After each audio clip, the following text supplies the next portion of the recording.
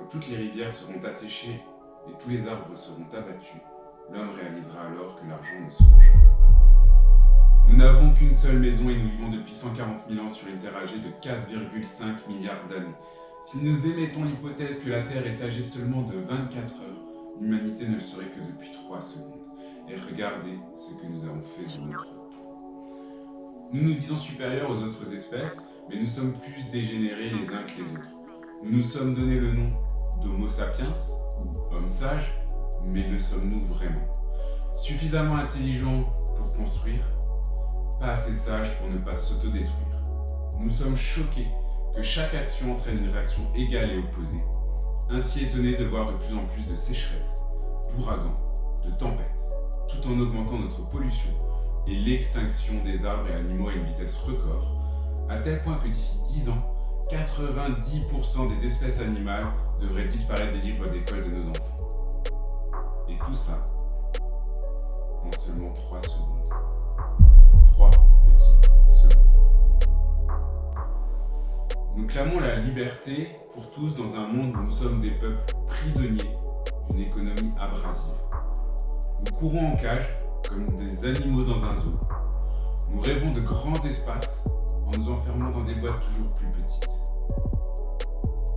Nous vivons dans un monde où l'on porte plus d'importance à nos actions que d'agir pour changer quelque chose en écoutant les anciennes générations nous dire qu'ils sont heureux de mourir avant de voir ce qu'ils nous ont laissé comme avenir.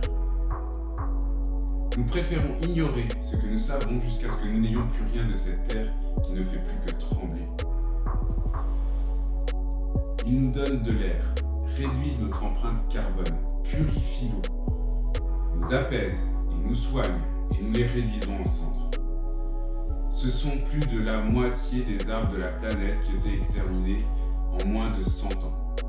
On préfère ne pas se soucier de demain, comme si cela n'avait pas d'importance, pour ne plus laisser à nos générations futures qu'un vide immense. Placer le profit des gens en pensant que notre avidité de la face à la nature sera une carte de crédit avec un montant illimité, sans risque de mettre en péril le futur. Réduisant les espaces, empoisonnant les océans, éteignant les espèces animales, nous organisons cette destruction pour le progrès.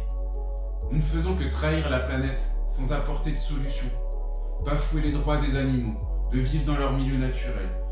Je suis désolé pour ma fille et les générations peut-être à venir de vous avoir condamné, de ne pas avoir trouvé une autre planète à temps pour déménager et peut-être tout recommencer.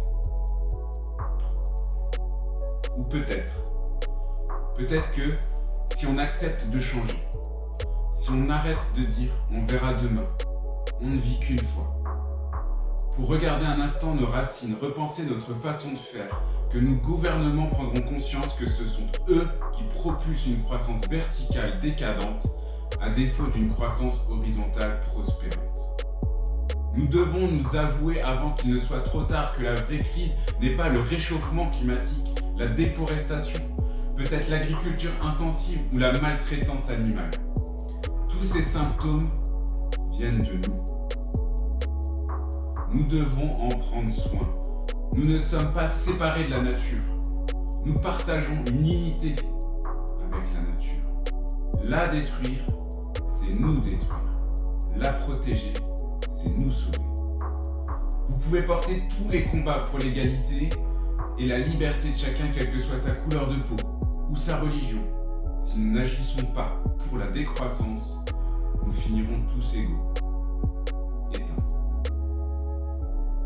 Mais je sais désormais que même si les organisations essayent de nous maintenir désinformés, ou nous détourner de la réalité en nous faisant croire que les décisions se font durant des congrès, des milliers de personnes se réunissent chaque jour pour combattre cette croyance populaire que les actions ne nous appartiennent pas et que ce sont ces mouvements de vagues qui feront entrer le monde dans une nouvelle ère.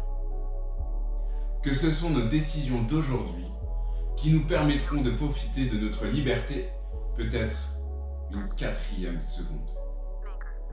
Faites partie de la solution, pas du problème.